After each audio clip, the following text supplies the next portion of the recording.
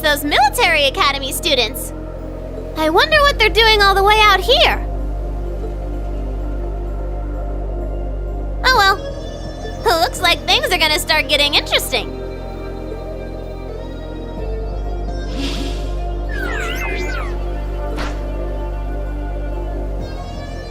Okay, let's get this mission started! Sheesh. Gramps and the others can be so unreasonable sometimes.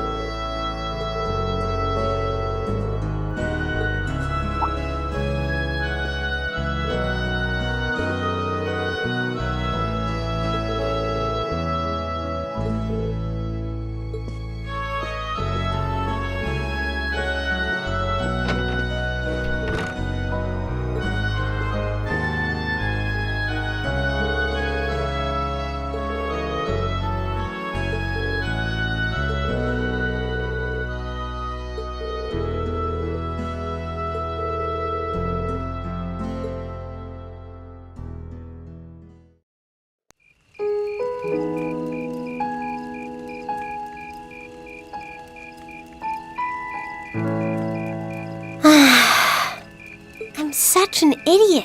What am I even doing?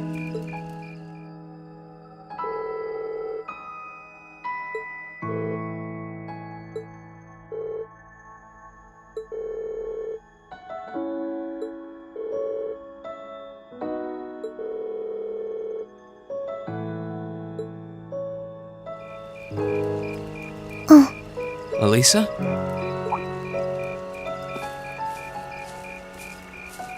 Oh, Reen. Well, what are you doing out here? Did you eat too much? My mouth says no, but my stomach's thinking yes.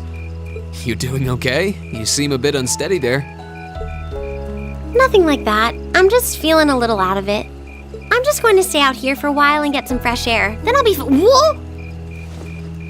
Sorry about that. See? What did I tell you? We've been riding all day. I'm not surprised you're feeling tired. Riding a horse really takes it out of you. I guess you're right. Why didn't that occur to me before?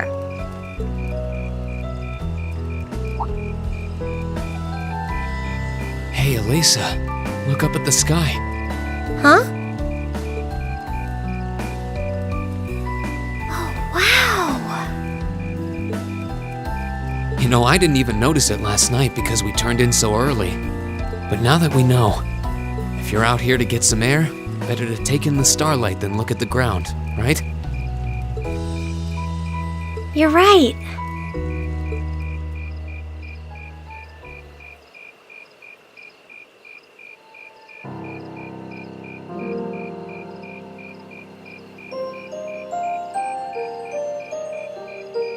My father was a technician. 8 years ago, he passed away. My family was never really the same after that. Mother was director of the company back then. She focused all of her energy on making the Rhineford Group even bigger. She used to treasure our family, but after that, it's like she could barely spare a thought for us. Oh. She did seem like a talented businesswoman when we met her.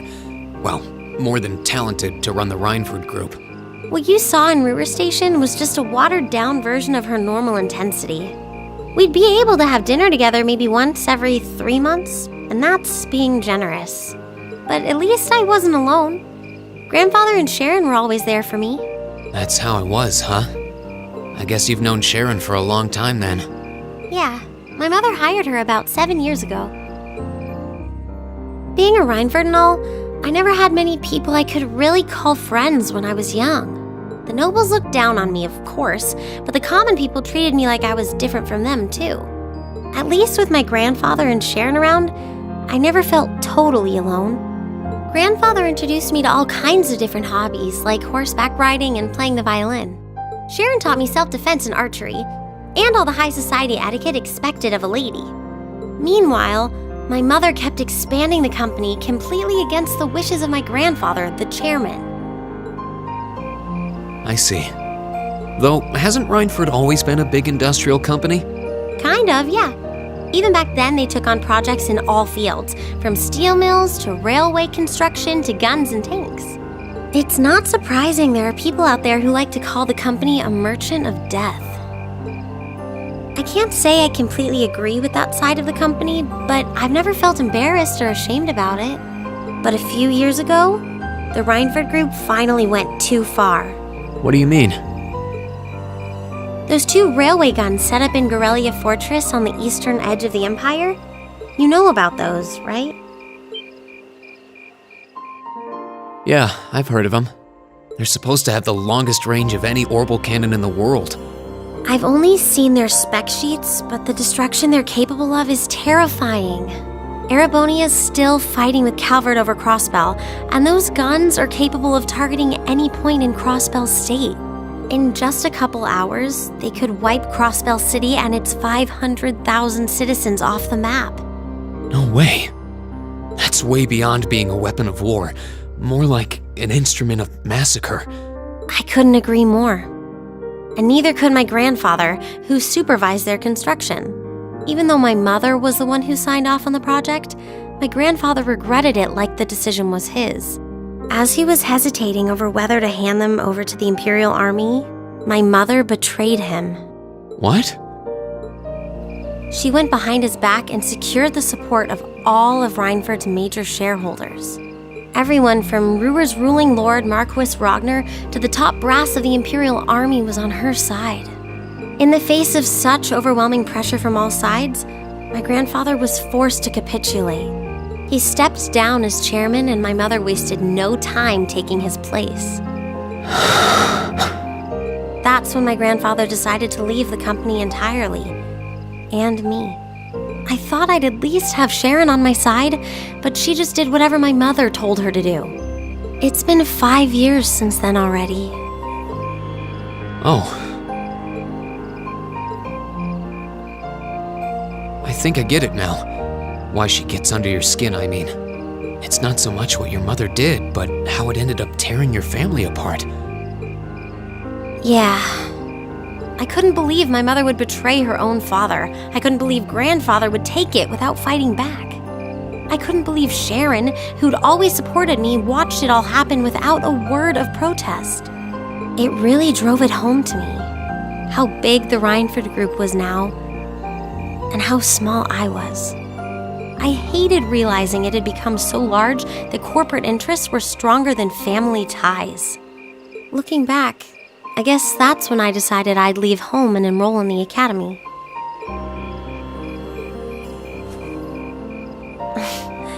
Even when I ran, I couldn't go far enough to escape my mother's shadow, or the Rhineford name.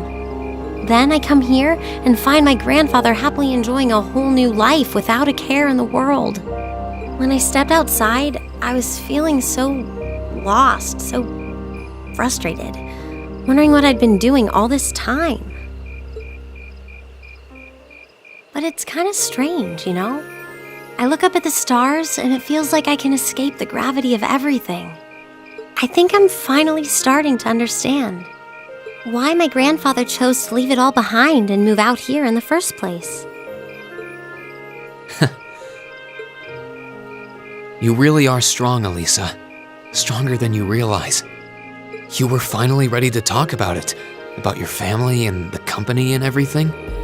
So maybe you found what you were looking for to move past that, right? Maybe you're right. But I don't think I would have been able to if I hadn't enrolled at the academy. Meeting everyone in Class 7, the lacrosse club, you... I'm a better person for it. Your support has already made a difference. So, thanks. Thanks for worrying about me. And thanks for reminding me to look up, not down. Anytime.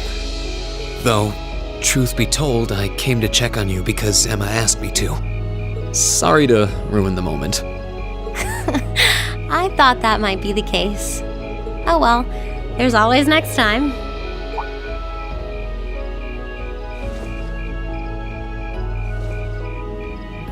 It's kind of strange to hear you tell me I'm strong, because I could say the same thing about you.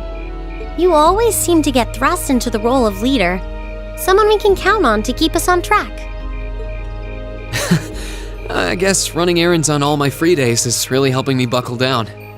Still, I feel like I've got a long way to go, especially when I keep running from myself. Huh? Remember back in Celtic? I said that I came to the academy to find myself. But sometimes, I wonder if maybe I just wanted to get away. From my family, from myself. Oh. Do you not get along well with your family? Oh, I do. I'm not their real son, but my parents always loved me like I was. My sister and I, we've had our differences, especially lately, but we still get along pretty well.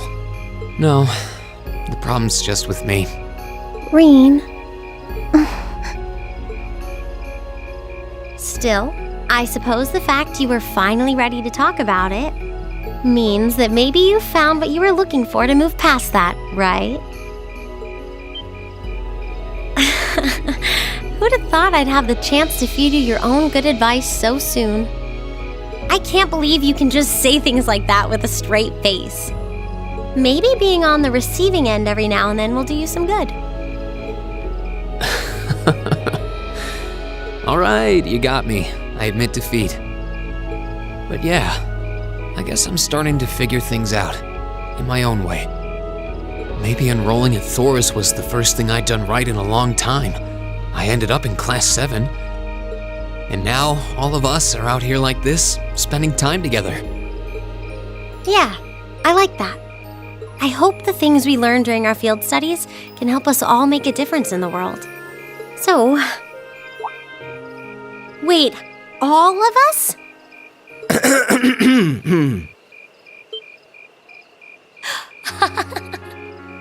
You two were gone so long that we started to get a little worried. No way! How long have you been listening? Still, I suppose the fact that you were finally ready to talk about it means that maybe you found what you were looking for to move past that, right? Stop! Reen, he was the one who said it first. I was just repeating it back to him. Oh, Elisa, there's nothing to be embarrassed about. Honestly, you touched my heart. I apologize for eavesdropping on you, but at the same time, I'm kind of glad I did. How did I end up in the middle of this anyway? Fine, if that's how you want to play it. None of you are getting any sleep until you've shared all your most embarrassing secrets. What? I don't... You wish. Seems like you did well. Honestly, I feel like she helped me more than I helped her. Hey, guys?